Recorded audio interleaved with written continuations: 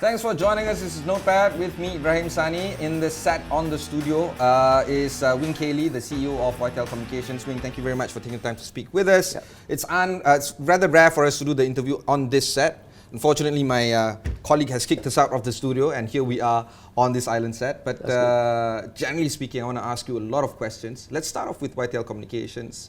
It's been August. You guys were the first MNO to roll out 5G. Let's talk about that first. Yeah, a very good morning to you and the viewers out there. It's a pleasure to see you in person, actually. Yeah, thank you very much. I've been so used to seeing people in 2D, so it's great to see people in 3D.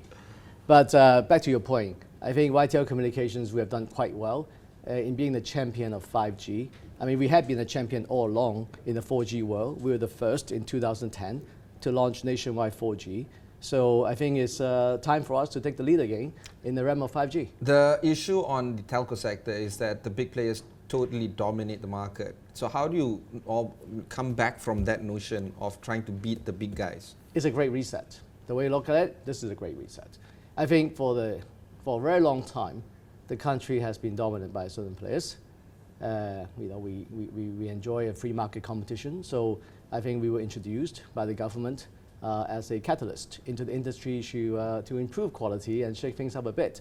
We have been a technology innovator to drive the first all-IP, all-4G network. We have been a price leader in terms of driving price down. So today you're enjoying good pricing on the 4G. Well, you can say thank you to us because we were the one in 2016 when we launched LTE to bring down prices, and therefore our fellow industry participant had to respond. So that is the competitive nature of what we do to drive being a catalyst, both from an innovation standpoint as well as from a commercial pricing standpoint. Now, when it comes to 5G, the reason that we think is a bit of a catalytic and also an opportunity for us to do reset is that if you look at how 4G has been rolled out in this country, minus Whitetail Communications, where we started from day one correctly with all IP, the other players are taking their sweet time because they want to sweat the 2G asset. They want to sweat the 3G assets. You know full well that we ran 3G all the way until last year when the government actually had to force the competitors of ours to shut down their 3G network. Now, if you were to run a business based upon sweating your existing asset, then the consumer, the riot, would never get the best and latest stuff. Now, with 5G, government has taken a proactive stance and says that, well, the old way of rolling out network, at least in the context of Malaysia, is not sustainable. The country needs world-class 5G ASAP, especially timing-wise. We are now exiting the COVID phase into an endemic phase. We need all the tools that we can get available to help the country move forward. And I think having quality internet services wirelessly is key for us to enable the country to go in terms of rebounds and actually turning the country into a transformation stage. But is the answer a single wholesale network to get there? So let's look at the reality. In the context of Malaysia, when it comes to 5G spectrum, see, spectrum is a starting point of any network. We cannot build wireless network without spectrum. So in the context of Malaysia, we have two bands of spectrum. One is at 3.5 gigahertz, and one is at 700 megahertz. 3.5 gigahertz, and pardon me for all this lingo, but I'll try to explain it in the sense that makes sense for the folks out there. 3.5 is what we call capacity band. That's where you get an amazing speed. And 700 is what we call the coverage band. That's where we provide very strong coverage because 700 from a radio spectrum standpoint can propagate much further. Now, we have these two bands available for 5G. Now, we also have something called millimeter wave, which is even higher at 28 gigahertz. We'll come to that later because I think the current 5G network is deployed upon these two important bands. Now, when it comes to 3.5, we have 200 megahertz as a country. Now, what is the context of 200 megahertz? That is maybe, I would call it a 12-lane highway, maybe a 14-lane highway. It's a great highway, but it's not a 30-lane highway, okay? So if you have a 12-lane highway, how many different divider can you put in a highway if you were to farm it out to multiple networks? Let's just say that we have a handful of operators that are interested to put money down on the table and say, government, give us this spectrum so we can do something about it. Well, if you take a 12-lane highway and divide it 3-way or 4-way, you end up getting a 3-lane highway or 4-lane highway. Now, how is 4-lane highway so enjoyable compared to what we have today, which is a 2-lane highway? So we're not seeing a substantial improvement simply because of the laws of physics. We don't have enough spectrum to divide so many ways. But why is it then only Malaysia in this part of the world that is doing a single wholesale network? Our neighbors, they are also limited by the laws of physics as well, but they're not doing the same. Yeah, actually sharing has been a very prominent thing to do across the world, just that people don't make it into a big issue like some people here try to. It's happening in China. The largest telco in the world, China Mobile, is sharing network with China Telecom. Further down south, our neighbor in Singapore, StarHub and M1, they're sharing network for 5G. You see that happening in America, you see it happening in other parts of the world. So sharing is not a bad thing, especially from an ESG standpoint. I mean, we all know that climate change is no joke, and sharing makes sense because it reduces the environmental impact. So that's a very strategic reason for sharing. Not to mention the fact that in Malaysia's context, because the rollout of 4G has not been, I would say, world class. I mean, I'm part of the industry, so I have some insider information in terms of how networks are being rolled out. And as I mentioned earlier, many of the peers in the industry of ours are trying to sweat the existing asset. So let me put it this way. I mean, you are also a subscriber of mobile services. When 4G first rolled out on your favorite network of yours, I mean, it didn't come in a hurry, right? No. The guys, And I had no power, actually. That's right. I mean, I can kick down the door, but nothing's going to work. That's the problem, isn't it, in a nutshell? Yeah. And that's why we need a new methodology for 5G rollout. We can't wait for people to sort out when people would deploy 5G. The way that we deployed 4G in this country, I say, except for yes, whereby we from day one have been 4G all the way. So you know, I guess we have done. So here's a little bit of admission. I do have my favorite network. It's one of the CDMU that we speak about, you know, rather non-mentioningly. But I also have the 5G phone that I use as my secondary device, and the utility of it is actually quite good. However, we want to see how the mass adoption of 5G is going to be rolled out in the country. YTL is still a small operator. However, you do have a strong customer base regardless. With the MNOs, I think 6 or 7 are now buying a majority share of DNB. We're still waiting for the pricing strategy to be announced so that we know how much DNB is actually costing us on paper. But generally speaking, what's next for the mass adoption usage of 5G outside of the customers of YTL, but generally speaking, the entire country adopting 5G? But I think it's safe to say that I can't comment on what my fellow industry participants want to do with 5G, but I can comment with regard to Whitetail Communications. With DNB today, we have now 30% population coverage of 5G. So there's a lot of myth out there, Ibrahim, that 5G is only in certain spots in the country and so on. Yeah, that might be the case in December last year when we first soft launched. But we've been working non-stop together with our colleagues at DNB to expand coverage. In fact, we've been using some of our towers to help DNB to the extent it makes sense to them to take advantage of. So where we are today, we have 90% population coverage in Kuala Lumpur, in Cyberjaya, and in Putrajaya. Now, we've gone outside of Klang Valley already. We have now 5G services in Johor Bahru. 5G is being made available in Selangor. It's now got 5G transmission in Perak. And very soon, we'll be going further up north to Penang. You probably have saw in the news that the minister actually announced the availability of 5G in Terengganu, right? So in Kelantan, excuse me. So, you know, 5G is happening throughout the country. Now, based on DNB's rollout target, they will achieve 40% of the nation's population by end of this year. That's a big deal. So let me take a step back and contextualize this for you and for the viewers out there. DNB only came into being March of last year. So when the Minister of Finance announced the formation of DNB as a SPV under MOF, there was only one guy called Ralph Marshall that they have appointed as CEO, and that was March of last year. Wasn't that long ago. To his credit, 15, 16 months ago. Yeah, Ralph built his team, called an open tender, a very well executed open tender, with all the key players from around the world from a technology standpoint participating, and they selected Ericsson to be the 5G technology supplier for Malaysia in support of the DNB network. And that was announced July of last year, essentially 13 months ago. So in 13 months' time, the DNB team worked very hard and built over 1,000 sites to get us to where we are today with 30% population coverage. So the hardest part is done. From this point on, is repeating the template state by state by state. So by end of this year, we should see 40. And by 2024, only 18 months from now, we would reach 80% population coverage. Have we seen 4G deployed at this rate before, ever? Yeah, Have we seen 3G before at this rate ever? No. But having said that, despite the rapid deployment of 5G, we are, generally speaking, still behind. So we are catching up with the rest of the market right now. So yeah, that's an important point. So there's a lot of talks about Malaysia being behind and so on. Fair enough. In light of the fact that we have only pulled the trigger last March, I think we've done very well, and I think this is the moment that we should say Malaysia Boleh, because as a country that started a bit late, we are catching up very, very fast. But let me comment on one very important thing. If you look at 4G today, we are at 96% nationwide 4G coverage, right? Everyone knows that. Are you happy with your 4G? No. Good. I'm not. So let's look at 5G in the context of coverage, as well as, more importantly, quality, right? So our customer on the Yes 5G network are experiencing an average speed of 577 megabit per second downlink. Average speed. Peak speed on our network through the DNB wholesale network on the Yes SIM card, you can get up to 1.5 gigabit per second. So an average speed of 577 is nothing to joke about. So basically, for a lot of folks out there, this is faster already than the home broadband network. Imagine, this is not a home broadband network. This is a wireless network that is with you anywhere you go.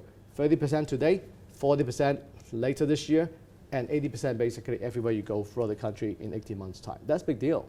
It is a big deal. So how are you going to get your money back? You're a private entity. You're paying the wholesale network license for you to retail out to your customers.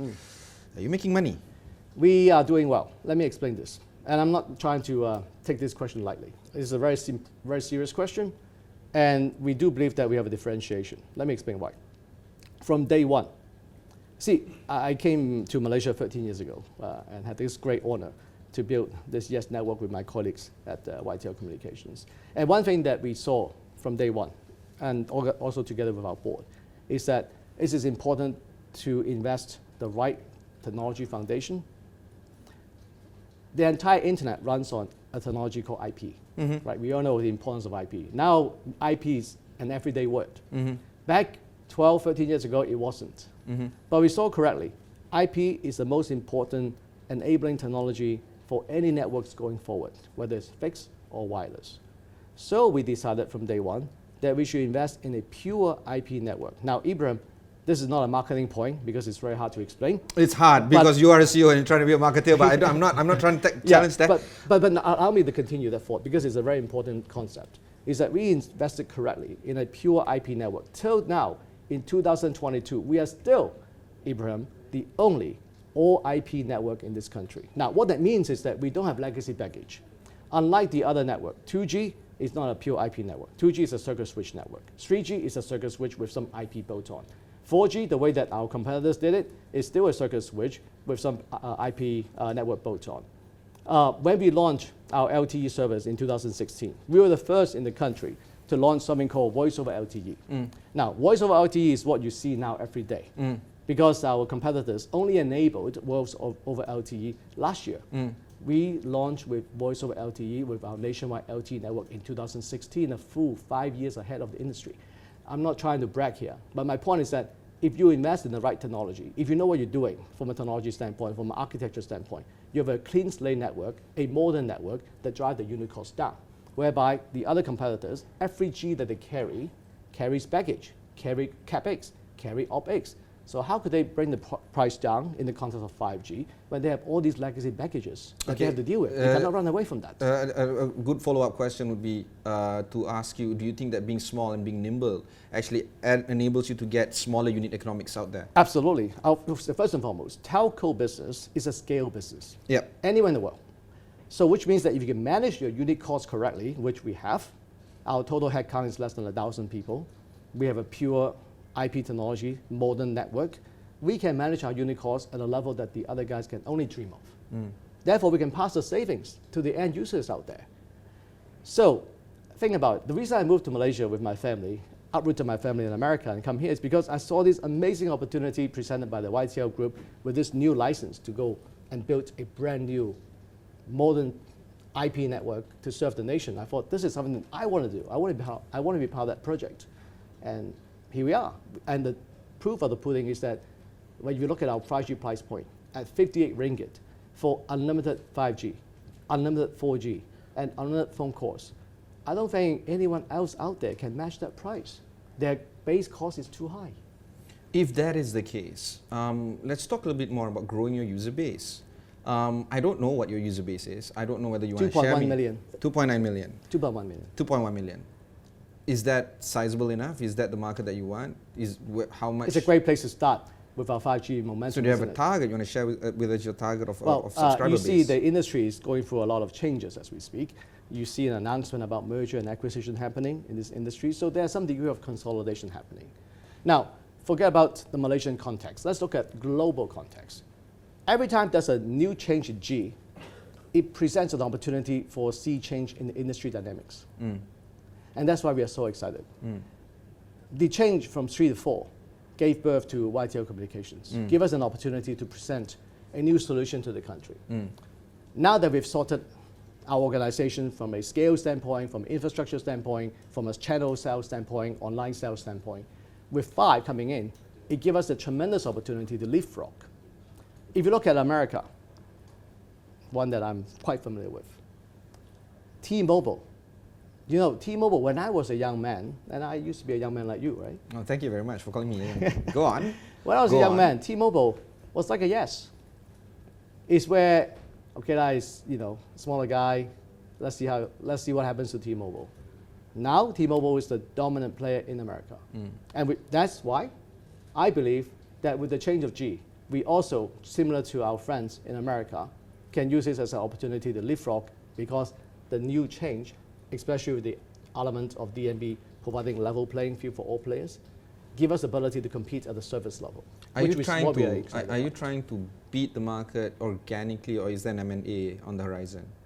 Well, you know, we are always open to opportunities, however it comes. I mean, ultimately, think about it. We are a privately held company under the Whitetail Group, specifically under Whitetail Power. If you look at the balance sheet of Whitetail Power, I think it's safe to say that our board has tremendous flexibility to do what is needed for us to be competitive. You look at what we've done. Right? What does that mean? Ability to be competitive? Very simple. I'll just comment on what the Whitetail Power group has done in the last recent months. Number one, we have made the announcement about our data center investment. We have created Whitetail Data Center as a new business opportunity. With Whitetail Data Center, we are building the largest hyperscale data center in the country. 100% green, by the way, in our Johor facility. Now, why is that important? Because if we can supply amazing 5G experience, we still need some content somewhere, right? Right now, most of the content comes from overseas, Singapore, Hong Kong, wherever. If we can have domestic anchorage of high quality content, not just for consumer to watch Astro or some other entertainment, but also for businesses to use cloud as a differentiator to help them drive costs down and help them innovate. That's a big deal. So we see cloud, accessibility of cloud through the hyperscaler data center as a strategic investment. Now, we are not done. Most recently, we are very pleased and honored to be given one of the 5 digital bank license by Bank Negara in Malaysia. Now, why is it a big deal?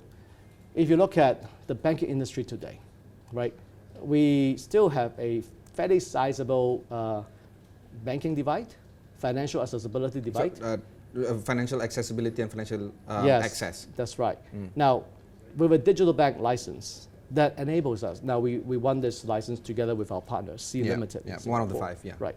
So this is a big deal for us because we have now fairly comprehensive nationwide coverage footprint. We now, on our 4G network alone, we are reaching 92% of the country's population. With our 5G overlay, the experience will only get better and faster. Now, when that happens, so long you have a mobile device, you have access to your banking account, you have access to ability to make payment. Now, taking a bigger picture of look at how Malaysia is evolving as a country, right? We want to move towards a digital nation. A digital nation is one that should be inclusive. Now, from a network standpoint, we have done that bit about inclusivity. The next level is that in a digital economy, the movement of money is crucial. People have to be able to participate in the selling, buying chain in order to reap the benefits of a digital economy. Now today, we still have a fairly sizable banking divide. So if we have a digital bank capability, which we have, through access to your smartphone, through an app, you're basically able to participate fully in the digital economy. Now that's a big deal. It is a big deal. However, my premise is this. The market isn't that big, all right? We're talking about 32 million people, at most of which many of them are not earning a lot. And we're also talking about the competition that is asymmetrical. Astro is your competition, actually, not just the MNOs that you speak of. And now you're entering a space where the traditional banking players, as well as the 4 other licensees, are also your competition. It's rife with a market not that big. How do you intend to stand out, considering that? Innovation, innovation, innovation. Our company is all about innovation. If you look at the world, innovators tend to be rewarded in the digital economy.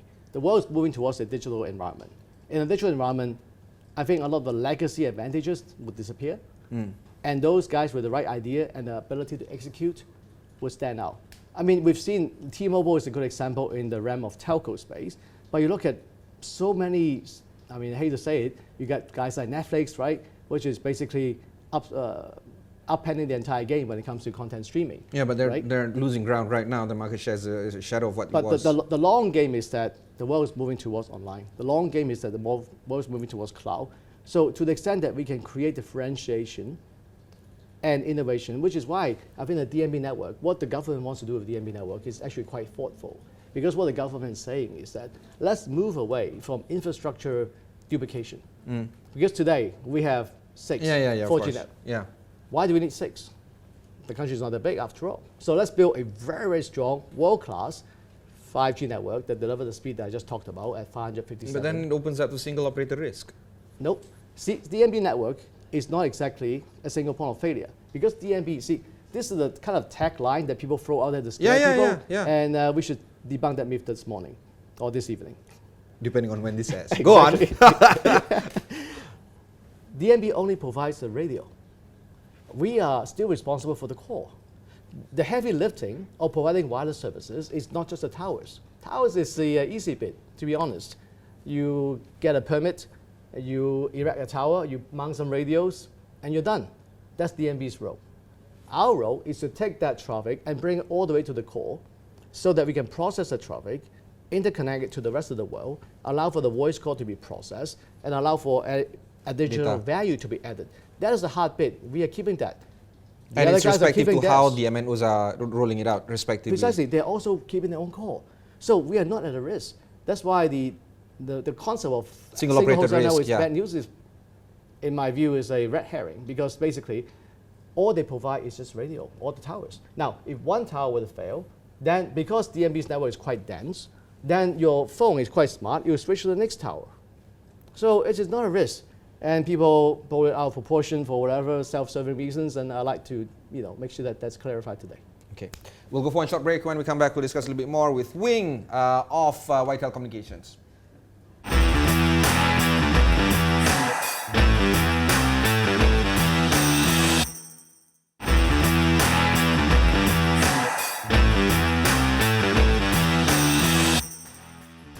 Thanks for staying on with us. This is Notepad. I have with me in the studio Wing Cayley, CEO of Whitetail Communications. Wing, as promised, I'm going to ask you the hardest question so far. Why is it that my iPhone can't connect to 5G? Well, you might want to call Apple and ask why. But Apple phones are capable of supporting 5G. Apple. I know. I paid a lot of money for it. Yeah. You did. Apple has a model whereby they will do licensing deal with operators. And for those that have signed up to be Apple telco partner, then they have ability to sell Apple devices. We haven't done that deal yet. Why not? It's all commercial. I think at some point, let's discuss with Apple again. But we've been in conversation with Apple, and we are good friends with the teams here. So I look forward to the opportunity to enable Apple devices on our network as well. But basically, it boils down to commercial. Okay. That's a personal question I want to ask, because I'm an iPhone lover, unfortunately, and distressingly so, by the way. Let's talk a little bit more about 2023. There's a lot that needs to be done, a lot more that has yet to be done this year. You were talking about 40% DNB rollout. Where are they now in terms of? 30%. 30%. They'll go 40 by end of this year and by 80 in 18 months' time. Yeah, so with that in mind, there's going to be a lot of adoption of 5G. There's another there's another myth that I don't know whether you need to debunk. the utility of 5G is mostly for commercial usage, not for retail usage. I'd love to debunk that. Yeah, or consumer usage. Let's talk about that. Let's do that. Yeah. I think So is it true? This is very important, Ibrahim. I think it's safe to say that as a consumer, watching Astro AWANI without buffering is a good thing. Fine. Is it going to change your life? No. Unless you watch interviews with me and you.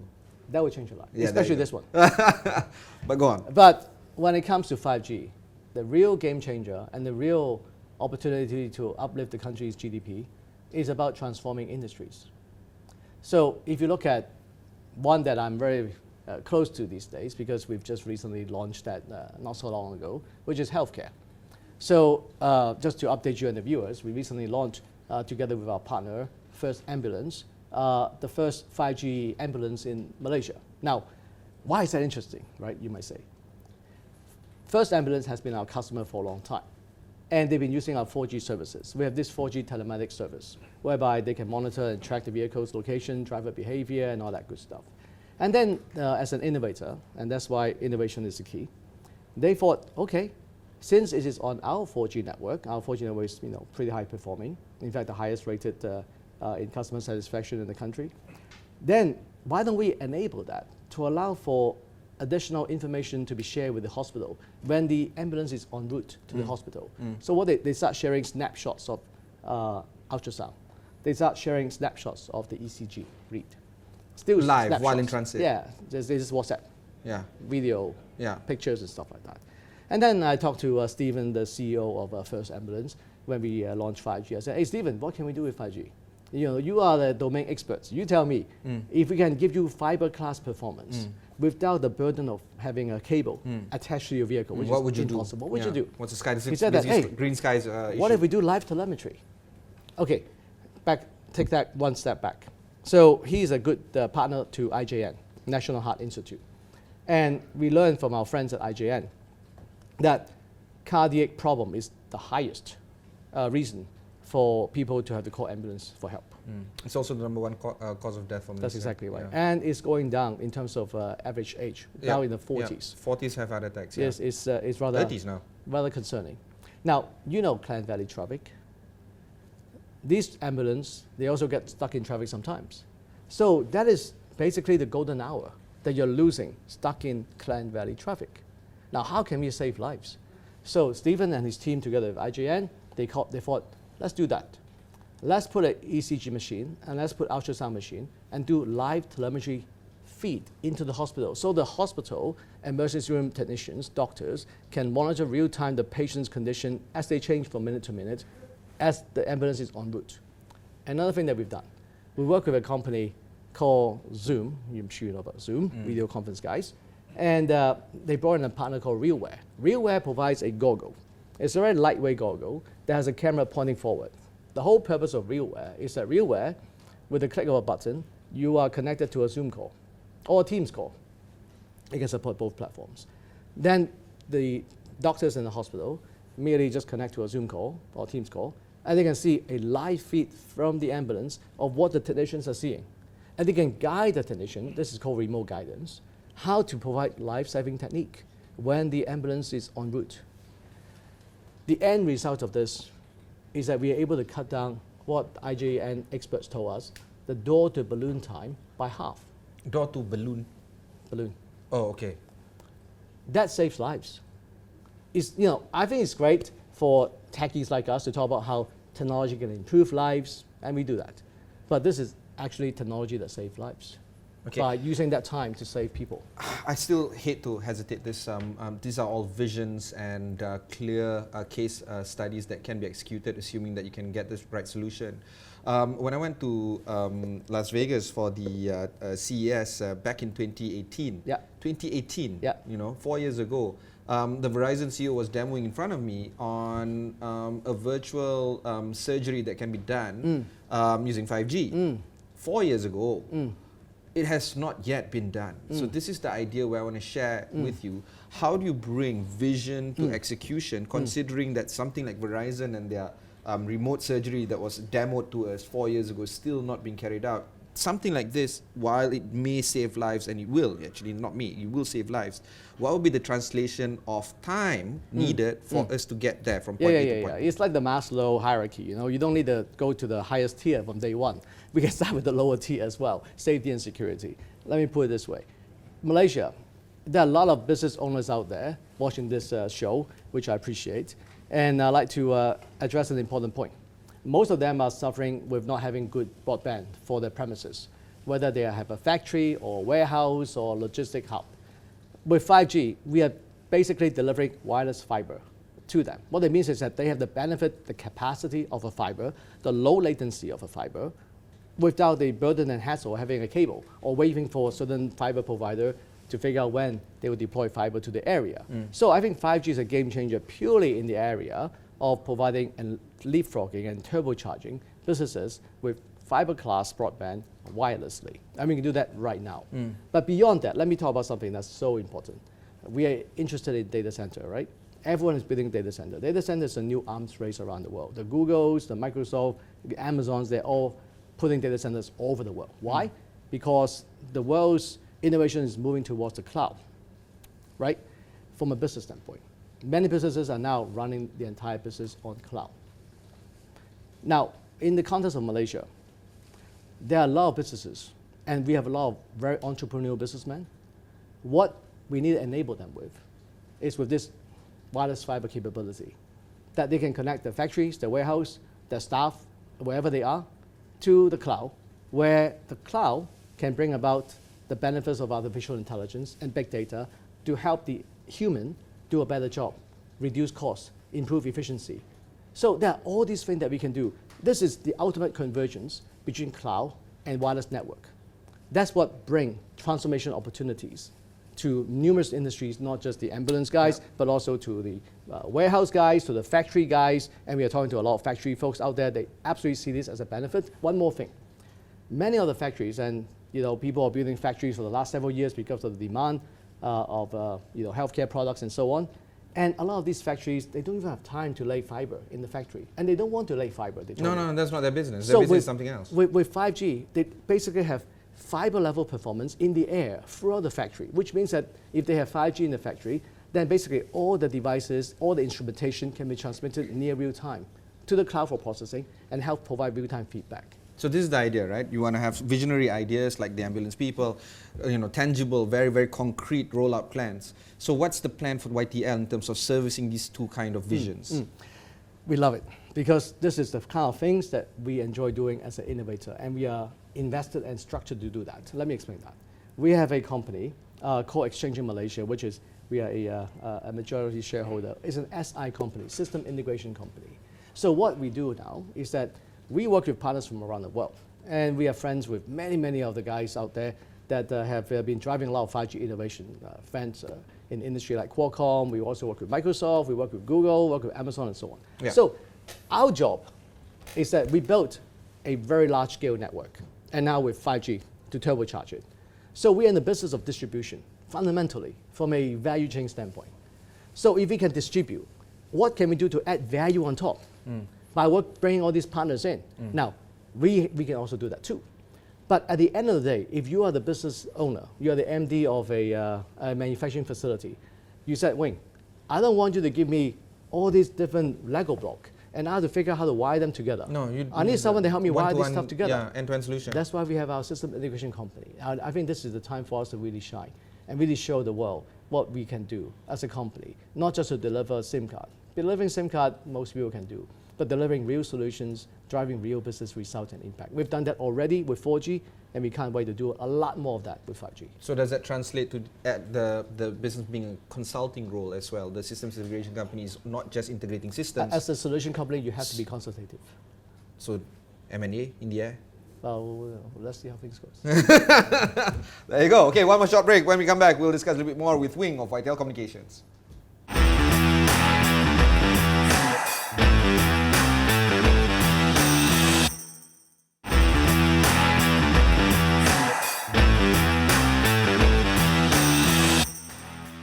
Thanks for staying on with us. I have with me Wing K. Lee, the CEO of Whitetail Communications. Wing, let's talk a little bit more about the sector itself, not just the tech sector itself, not just the communications sector. We've seen how the US Congress has approved the 50 billion or 55 billion, if I'm not mistaken, investment into Intel and TSMC, but it comes with a caveat of folks like TSMC unable to grow their fabrication plants in China. This is again another one of those pseudo-economic warfare that is happening between the power struggles of the world. We're also seeing rising tensions between Taiwan and China, the ongoing conflict between Ukraine and Russia. And all this does impact directly into how the tech sector is going to be operating, particularly in the semiconductor sector. And Malaysia is a big player in that. How do you see the tech sector shaping up in the next, say, 2 to 3 quarters in the coming quarters, particularly when global tensions are indeed rising, inflationary pressures are hitting all the businesses that we speak of? What's the future looking like? Yeah, I think the future is very exciting. Now, the war hasn't helped. Exciting it can be interpreted both ways, right? Yeah. It's not for the faint of heart. Our business, the tech business, is not for the faint of heart. Our business in any sector, whether it's telco or semiconductor, it is a multi-year, large-scale investment that has very long business life cycle. So when you invest for a very long business life cycle, then you have to have the fortitude to deal with risks that you can't control. Now, your comment is about semicon, so I comment on semicon. Let's look at how the world of semicon has changed. Yeah. So we have gone from a what we call complex instruction type computing to reduced instruction type computing, CIS to RISC. Now, the predominant player behind the world of RISC, you see the name such as Qualcomm, you see MediaTek doing very well. In fact, basically all your smart devices are either powered by Qualcomm or MediaTek. And even if you use a Apple silicon, it uses the same architecture, right, fundamentally. What we call the ARMS architecture. Sorry for this. No, I'm completely following. The viewers of this show is completely aware of ARM. Yeah. So why is ARM so exciting? Now, we are seeing a revolution when it comes to price performance in the mobile devices. I mean, you're holding a mobile device that's got more computing power than famously said, the computer that sent the man to the moon. Yeah. This is happening on the mobile device, and it's going to the cars, right? So you can think about the cars as basically a mobile computing platform. So if you look at what Elon Musk has done with Tesla, basically he's turned the computer processing capability as a major differentiator for his product. Yeah. Right? It's basically, as people would joke about, saying this is an iPad with wheels. Yeah, exactly. Right? You look at the future of electric mobility. Which is still not wrong, by the way. It's not, not wrong. Yeah. Although the wheels could be better. But the German guys are coming in, so okay. So my point is that I believe that this whole prevalence of microprocessor going into multiple endpoints is going to be on an uptake and hockey stick. You see this happening to automobiles, you see that happening to homes, and eventually you see that happening in factories throughout. I just came back from Penang yesterday, right? I was basically in the E&E capital of Malaysia, right? That's where Penang is, right? Inari and the gangs are there. Exactly, exactly. Yeah. So these guys are super excited. Why? Because it plays to the strength of Malaysia. We already have a proud history. They will tell me that this year marked the 50th anniversary of Penang being an E&E hub in the region. Know that. Okay. That's a big deal for Malaysia. Malaysia Belay, right? Yeah. So we have the talent base. We have the capability. I met so many smart people yesterday talking to all these different factory guys. They are really world-class guys, living in Penang and serving the country, right? So I think this whole drastic sea change of the world moving towards traditional physical level infrastructure competition to digital infrastructure competition is a great news story for Malaysia because we have the talent base to take advantage from an infrastructure silicon standpoint to the manufacturing standpoint, and now, of course, with the growth of 5G, talent base to do software level innovation to take full advantage of the entire stack. I'll give you one more example. We are good friends with Qualcomm, so I learned a lot from our friends at Qualcomm. Okay. They have a new automotive chip platform. So exciting. So they explained to me that, Wing, in your car, between the two rear view mirrors, right, your left rear mirror and the right rear mirror, you have over 50, 60 chips in the car, all doing little things. One chip that does the avoidance detection for the car, that flashes the light when there's a blind spot coming in. And there's some chips that deal with the entertainment system, one chip for the AC control and stuff like that. All these chips they only do very little, tiny little bit of work. What if we were to have a powerful chip similar to what you have in front of you, right? That same architecture. It can combine all these functions into this chip. Energy efficiency. And for the sake of redundancy, put one more. Yeah, okay. That's your new generation of automotive architecture. How far are we from there to here? Based on my friend's indication to me, some German guys have already signed up, German automotive giants. So it's happening very soon. But just like the telco sector, the semicon is actually a scale business. We're looking at TSMC and Intel being up there. SMIC from China is still growing slowly. However, I'm not discounting the fact that they can catch up very soon. So where is the competition lying? Like, is it tied up with the governmental institutions as well and the administration of these countries? Or is it very much an independent capitalistic movement of companies trying to achieve efficiency and market dominance? The latter. So what the US government has done is to securitize the supply chain. That's good. Simple as that. Yeah. What guys like Qualcomm and NVIDIA are doing is to drive innovation when it comes to chipset design. They don't own a single plant, right? These guys, they have tons of very smart people, engineers, that do chip design. They do design. They don't do actual fabrication. Fabrication they give to guys like TSMC or Samsung. So if you look at the semicon industry, there are two major segregation of innovation. One is excellence in manufacturing. TSMC leads the world in that regard. They are now able, even Samsung in Korea, they are now able to do 3 nanometer manufacturing, which packs a lot more silicon into the chip and also drive power efficiency. Then you have very smart guys at Qualcomm, NVIDIA as an example, that they do really high-end chipset design, Apple, like the M chips and so on. So this is a different skill set. But when you combine the two together, that's where you get the end product. So the Americans, they have pretty good chip design capability. In fact, a lot of the chip design tools are actually American technologies, right? So what is happening now is that these guys just keep coming out with new design very quickly. I mean, just like your product in front of you. I mean, they have new chip coming out almost every year now, every 9 months. And then they need guys with the focus and execution of the material science capability, such as the TSMC and Samsung, to manufacture that chip for them. Sometimes it's bizarre because 3 nanometer is like, that is it. You can't go zero, isn't it? You can't go to zero, but it is what it is. Well, we're doing sub-nanometer soon. Wow. I mean, when I was... a young man. That seems to be a theme here. Younger man. When I came to Malaysia 13 years ago, the state of the art is 28 nanometer. Yes, correct. Right? Yeah. Now it's 3. I mean, we've gone from... When I first started, my career was 18 nanometer. I was investing in a company on behalf of the bank that I was at. 18 nanometers, and we were blown away then. But imagine how many more transistors you can put in. And imagine the power efficiency improvement. So I was just talking about this mobile device, or cars as a very large mobile device. Imagine this chipset going to data centers.